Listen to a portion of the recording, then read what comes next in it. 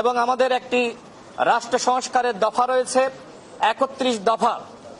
BNP গণ অধিকার পরিষদ সহ যারা যুগপৎ আন্দোলন করেছি তারা কিন্তু সেই হাসিনা ক্ষমতায় থাকা অবস্থায় আমরা রাষ্ট্র সংস্কারের কথা বলেছি। আমরা এই মুহূর্তে মনে করি রাষ্ট্র সংস্কার ঐক্যমতের ভিত্তিতে হতে হবে এবং একই সাথে গণহত্যার বিচার দ্রুত সময়ের মধ্যে শুরু করতে হবে। একটি ট্রাইব্যুনাল গঠিত হয়েছে, এই একটি ট্রাইব্যুনালের মাধ্যমে দ্রুত সময়ের মধ্যে বিচার করা সম্ভবপর নয়। সরকারের পক্ষ থেকে বলা হয়েছে তারা যদি সময় পায় ডিসেম্বরের মধ্যে তারা গণহত্যার বিচার কাজ শেষ করবে, কিন্তু আমরা মনে করি একটা ট্রাইব্যুনালের মাধ্যমে এত অল্প সময়ের মধ্যে বিচার করা সম্ভবপর নয়। যে কারণে সরকারের প্রতি আহ্বান রাখছি যে আপনারা ন্যূনতম 10টা ট্রাইব্যুনাল গঠন করেন এবং জনগণের যে আকাঙ্ক্ষা আপনারা দ্রুত সময়ের মধ্যে গণহত্যার বিচারটা আপনারা শেষ করেন। আমরা আমাদের দলের পক্ষ থেকে আগে জানিয়েছি প্রথমত গণহত্যার বিচার হতে হবে এবং গণহত্যাকারী দল হিসেবে আওয়ামী লীগকে শাস্তির আওতায় আনতে হবে। সেক্ষেত্রে গণ অধিকার পরিষদ দলীয়ভাবে প্রস্তাবনা দিয়েছে আওয়ামী লীগকে অবশ্যই নিষিদ্ধ করতে হবে এবং রাষ্ট্র সংস্কার যেটি আমরা বিএনপি সহ গণ অধিকার পরিষদ আজকে আমরা একমত পোষণ করেছি, ঐক্যমতের ভিত্তিতে প্রয়োজনীয় রাষ্ট্র সংস্কার শেষে ডিসেম্বরের মধ্যে অবশ্যই ইলেকশন দিতে হবে। কারণ ইলেকশন নিয়ে যদি ধোঁয়াশা তৈরি হয়, ইলেকশন নিয়ে অনিশ্চয়তা তৈরি হয়, সেক্ষেত্রে সবথেকে বেশি লাভবান হবে আওয়ামী লীগ। ইতিমধ্যে দেখেছেন যে আওয়ামী লীগকে ফিরিয়ে আনার জন্য নানান ধরনের চক্রান্ত শুরু হয়েছে। আমরা আজকে খুলনায় দেখলাম যে আওয়ামী লীগ তারা বড় মিছিল করেছে। যত দিন যাচ্ছে আওয়ামী লীগের মিছিল কিন্তু বড় হচ্ছে। সুতরাং এই ফ্যাসিবাদ বিরোধী শক্তির মধ্যে যদি আমাদের একতা না থাকে তাহলে কিন্তু আমাদের জন্য ক্ষতি হবে। সুতরাং আমরা মনে করি অবশ্যই এই সরকারকে আমরা সহযোগিতা করব, কিন্তু আমরা লক্ষ্য করছি যে এই সরকারে এনসিপির 2জন ছাত্র উপদেষ্টা রয়েছে। আমরা মনে করি প্রশাসন এবং সরকারের নিরপেক্ষতার জন্য এই এনসিপির 2জন ছাত্র উপদেষ্টা এবং একই সাথে সরকারের বিভিন্ন দপ্তরে এবং সেক্টরে যে সকল ছাত্র প্রতিনিধি নামধারী এনসিপির নেতাদেরকে নিয়োগ করা হয়েছিল তাদেরকে পদত্যাগ করতে হবে। একদিকে আমরা লক্ষ্য করছি যে এনসিপির নেতারা বলছে যে প্রশাসনে বিএনপির সুবিধাভোগীরা রয়েছে, কিন্তু আমরা স্পষ্টত দেখছি সেখানে মূলত এনসিপির 2জন উপদেষ্টা রয়েছে এবং বিভিন্ন দপ্তর এবং সেক্টরে এনসিপির নেতারা রয়েছে।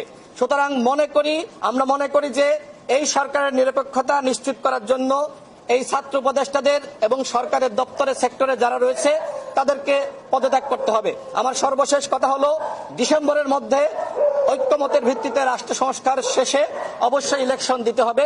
এই ব্যাপারে বিএনপি এবং গণ অধিকার পরিষদ একমত পোষণ করেছে। সকলকে ধন্যবাদ। আপনাদেরকে শুভেচ্ছা জানাচ্ছি। আমাদের বিএনপি সহ আপনারা জানেন যে 62টি রাজনৈতিক দল 31 দফা রাষ্ট্র সংস্কারের ভিত্তিতে আন্দোলন করে আসছে।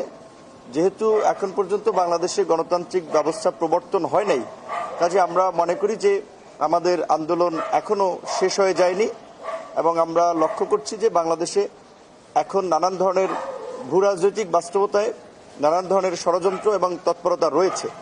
সেক্ষেত্রে একটি অনির্বাচিত সরকারের হাতে কখনোই দেশের স্বাধীনতা সার্বভৌমত্ব নিরাপদ নয়। ডক্টর ইউনূস সাহেব একজন সম্মানিত ব্যক্তি, তিনি জাতির ক্রান্তিলগ্নে হাল ধরেছেন। আমরা তাকে সম্মান জানাই, আমরা তাকে রেসপেক্ট করি। তার সরকারকে আমরা সব দল সহযোগিতা করছি এবং আমরা রাজনীতির মাঠে আন্দোলন সংগ্রাম, হামলা মামলা, জেল জুলুম, রক্ত দিয়ে সংগ্রাম করে আজকের এই পতন নিশ্চিত করেছি। আমরা মনে করি দেশের ভবিষ্যতের জন্য, গণতন্ত্রের ভবিষ্যতের জন্য ডিসেম্বরের মধ্যেই নির্বাচন হওয়া উচিত। ডিসেম্বরের পরবর্তীতে নির্বাচন গেলে সেটি দেশে আরেকটা সংকট তৈরি করতে পারে। আমরা নানান বাস্তবতায় আমরা সেটি পর্যালোচনা করেছি। আর আমরা মনে করি যে জাতীয় ঐক্যমত্য কমিশনের কাছে যেহেতু ইতিমধ্যেই বিভিন্ন রাজনৈতিক দলগুলো তাদের লিখিত সংস্কার প্রস্তাবনাগুলো জমা দিয়েছে, আলোচনাও হয়েছে এবং আগামী 2-1 মাসের মধ্যেই তারা চাইলে যেই বিষয়গুলোতে ঐক্যমত্য তৈরি হচ্ছে সেগুলোর আলোকে একটা জুলাই চার্টার করে ডিসেম্বরের মধ্যে নির্বাচন তারা করতে পারে। সেক্ষেত্রে এই জুলাই চার্টার 2-1 মাসের মধ্যে ঐক্যমতের ভিত্তিতে প্রণীত করে ডিসেম্বরের মধ্যেই নির্বাচনের একটা সুস্পষ্ট রোডম্যাপ আমরা চাই। একটা অস্পষ্ট ঘোষণা ডিসেম্বর টু জুন, এটা আসলে একটা সরকারের পক্ষ থেকে এ ধরনের অস্পষ্ট ঘোষণা থাকা রাজনীতির মাঠে একটা সন্দেহ, সংশয় বা জটিলতা তৈরি করবে। সেক্ষেত্রে আমাদের পরিষ্কার দাবি, যেটা আমরা ইতিমধ্যে বিএনপি সহ অন্যান্য রাজনৈতিক দল আলাপ আলোচনা করে পরিষ্কারই বলেছি, ডিসেম্বরের মধ্যেই নির্বাচন হতে হবে। বিজয়ের মাসে আমরা বাংলাদেশের গণতন্ত্রের একটা নতুন বিজয় উদযাপন করতে চাই।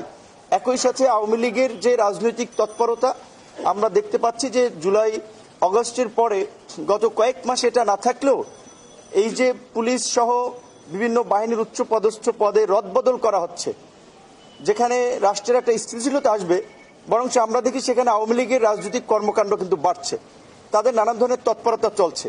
এটা সরকারের দুর্বলতার কারণে হচ্ছে। সেক্ষেত্রে ফ্যাসিবাদের বিচার করা কিংবা আওয়ামী লীগকে নিষিদ্ধ করার প্রশ্নে সরকারের পক্ষ থেকে শক্তিশালী ভূমিকা আমরা দেখতে পাচ্ছি না। বরঞ্চ সরকারের, আপনারা শুনেছেন এর আগে বলা হচ্ছিল যে বিএনপি না চাইলে তো হতে পারে না, সেখানে বিএনপির অবস্থান পরিষ্কার করেছে। কাজে আওয়ামী লীগ এবং ফ্যাসিবাদীদের নিষিদ্ধ করার প্রশ্নেও আমরা সরকারের একটা শক্ত পদক্ষেপ আশা করছি। একই সাথে এই সরকার যেহেতু একটি নিরপেক্ষ সরকার, যেহেতু ছাত্র আন্দোলনের নেতৃত্বে থাকা নেতাদের একটা অংশ একটা দল গঠন করেছে, এখানে মিডিয়া সহ সবাই যেভাবে একটা ন্যারেটিভ দাঁড় করানোর চেষ্টা করছেন যে এই ছাত্ররা গণ অভ্যুত্থান করেছে বা গণ অভ্যুত্থানের নেতা, এই গণ অভ্যুত্থানে বৈষম্য বিরোধী ছাত্র আন্দোলনের ছাত্র দল ছিল, শিবির ছিল, ছাত্র অধিকার পরিষদ ছিল, ছাত্র ইউনিয়ন ছিল, দলমত নির্বিশেষে সকল ছাত্ররা ছিল। সেখানে ছাত্রদের একটা ক্ষুদ্র অংশ তারা সরকারে গিয়েছে, সেটাও আমরা সমর্থন করেছি। কিন্তু এখন যেহেতু তারা একটি রাজনৈতিক দল গঠন করেছে, তাই সরকারের নিরপেক্ষতার জন্য এই 2 ছাত্র উপদেষ্টার পদত্যাগ করা জরুরি। এবং আমরা এটাও বলতে পারি, বিএনপির সাথে আমাদের আলোচনা হয়েছে, গণ অধিকার পরিষদের পক্ষ থেকে শীঘ্রই যদি ছাত্র উপদেষ্টারা স্বেচ্ছায় পদত্যাগ না করে কিংবা প্রধান উপদেষ্টা এই বিষয়ে ব্যবস্থা না নেয়, গণ অধিকার পরিষদের পক্ষ থেকেও এই বিষয়ে কর্মসূচি দেওয়া হবে। আপনাদেরকে ধন্যবাদ।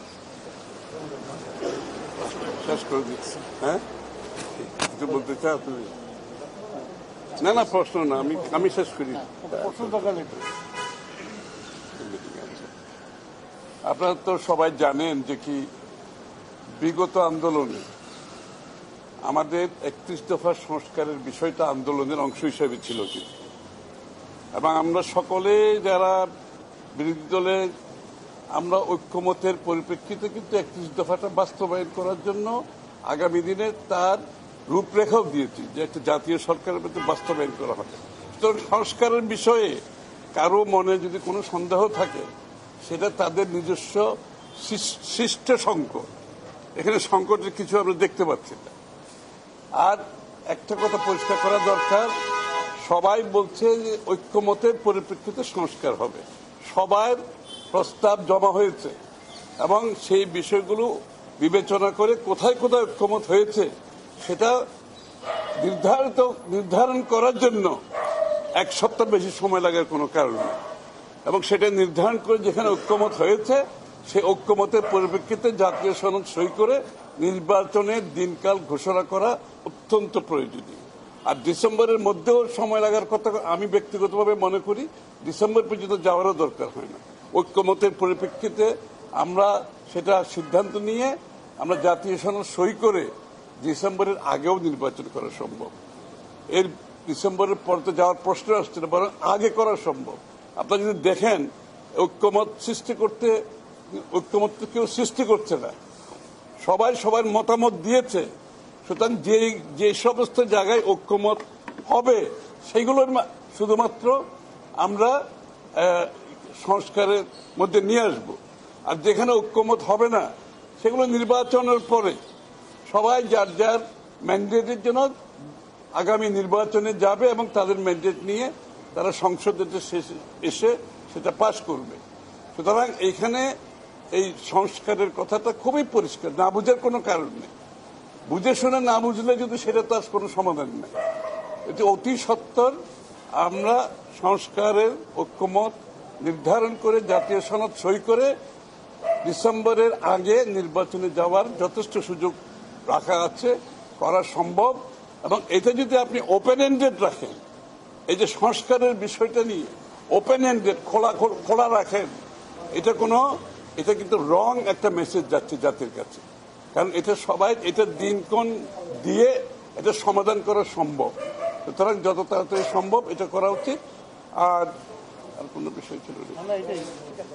সংস্কার, নির্বাচন, বিচার। না না, হ্যাঁ, বিচার তো চলবে, বিচার তো চলমান প্রক্রিয়া, এবং আমরা সবাই বিচার চাই। আমরা সবাই নির্যাতিত, আমরা নিপীড়িত, গুম খুন হত্যার শিকার, জেলের শিকার, মিথ্যা মামলার শিকার। আমাদের চেয়ে বেশি বিচার আর কেউ যে চাইতে পারে সেটা তো বিশ্বাস করার কোনো কারণ নাই। আর বিচার করবে বিচার বিভাগ, সরকারকে উদ্যোগ নিতে হবে। এটা বিচার বিভাগ বিচার করবে, সরকারকে উদ্যোগ নিতে হবে। সবাইকে ধন্যবাদ।